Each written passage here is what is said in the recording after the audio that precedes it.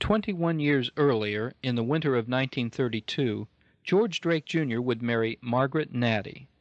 They were married in Columbus at the Immaculate Conception Church on the 23rd of January in 1932. Bill and Ruth served as best man and maid of honor. Margaret Natty was 8 years younger than her new husband and was almost the same age as his younger brother Jim, a fact that Jim liked to kid him about, saying that George was robbing the cradle. But Jim, as we shall see, made himself the target of talk about robbing cradles when he chose a wife.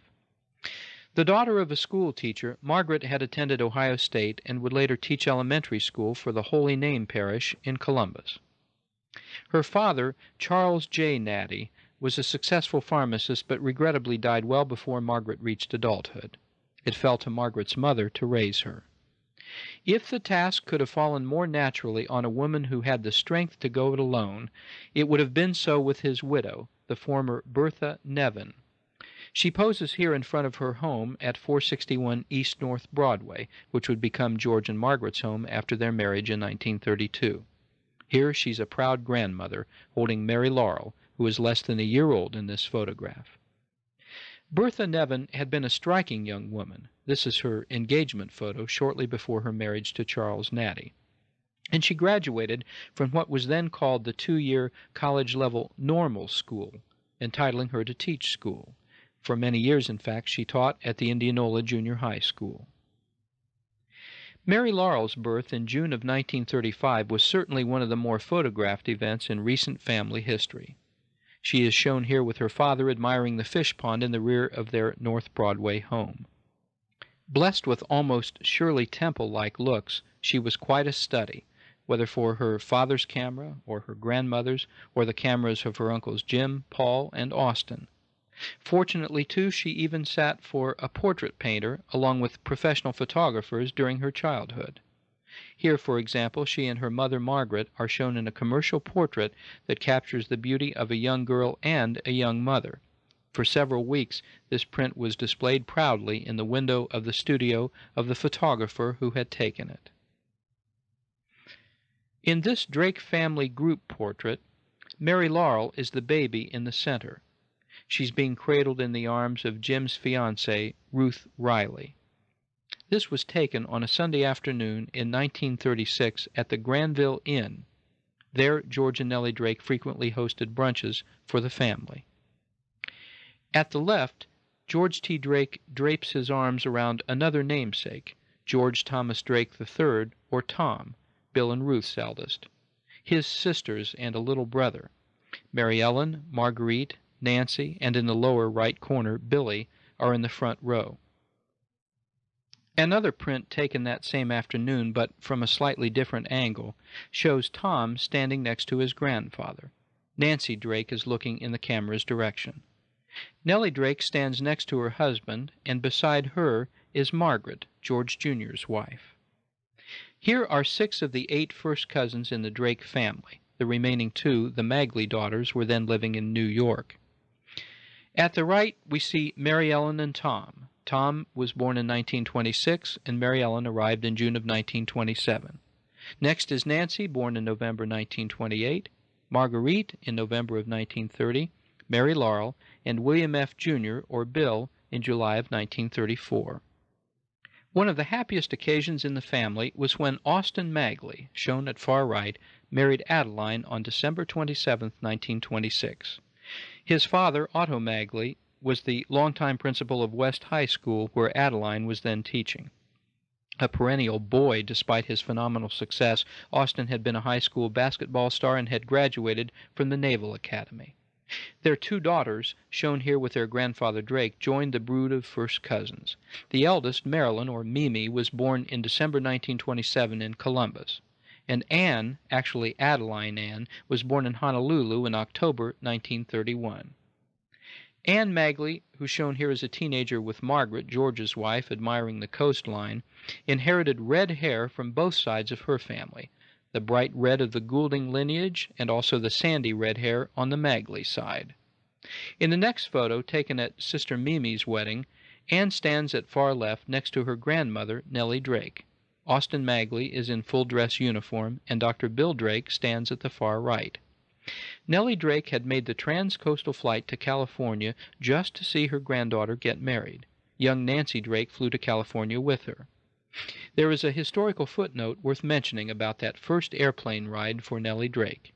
We remind ourselves that the Wright brothers' first successful flight at Kitty Hawk in 1903 hadn't taken place until after Nellie had married George Drake and had already been a mother 3 times.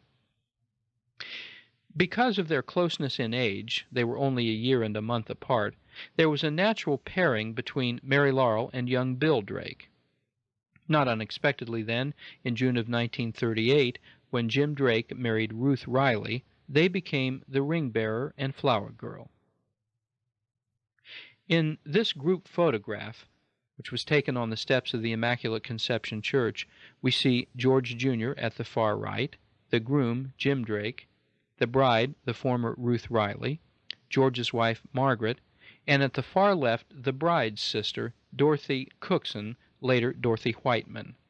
The wedding date, June 22nd, was chosen because it had been Nellie and George's wedding date in 1896. In this studio photograph, the bride's sister, Dorothy, is at the left. The bride's stepfather, Alfred B. Cookson, is next to her. Then the bride, then George Jr., the groom Jim, Margaret Drake, and then Paul Drake at the far right. In his mid-20s, many thought that Jim Drake looked most like his father at roughly the same age. This soft focus print was a government identification photograph from 1935. Jim would remain with the Ohio State government for more than 3 decades as Associate Director of Research and Statistics in what is now the Bureau of Employment Services. He had grown into a handsome and athletic young man, as this 1936 snapshot attests. A fine baseball player, as also was his brother Paul, Jim played in what was then called the Stoveball League when he was in his 20s. Through a mutual friend, an elderly man named Jim Cunningham, he had been introduced to Ruth Ann Riley. She was born in Akron, Ohio, and lived for a time in Huntington, West Virginia, but spent most of her girlhood in the Grandview suburb of Columbus.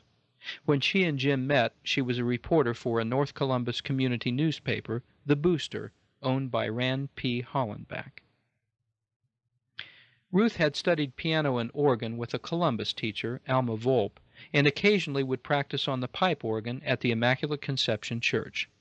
She is shown here at the keyboard of a pump organ that her new husband had bought for her when they set up housekeeping in their first apartment.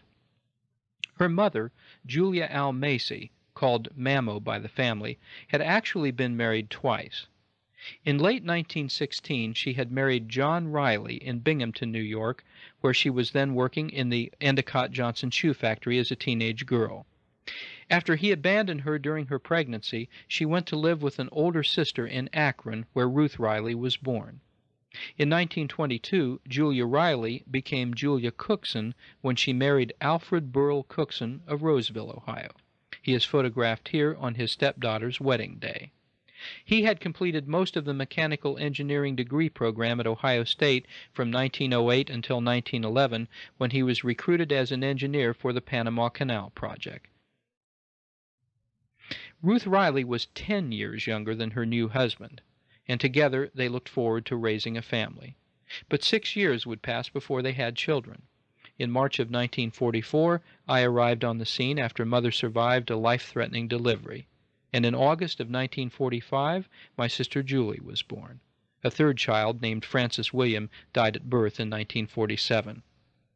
Although my sister and I were considerably younger than our other Drake or Magley cousins, we had most of the same childhood advantages that they did. Doting grandmothers on both sides, a nice backyard at Grandmother Drake's house on Oakland Park, and an old citrus sack full of wooden blocks to play with. Julie and I had the benefit of cousins to babysit us, too. But as my unpleasant expression shows here, their attentions and even their gifts of stuffed toys weren't always well received.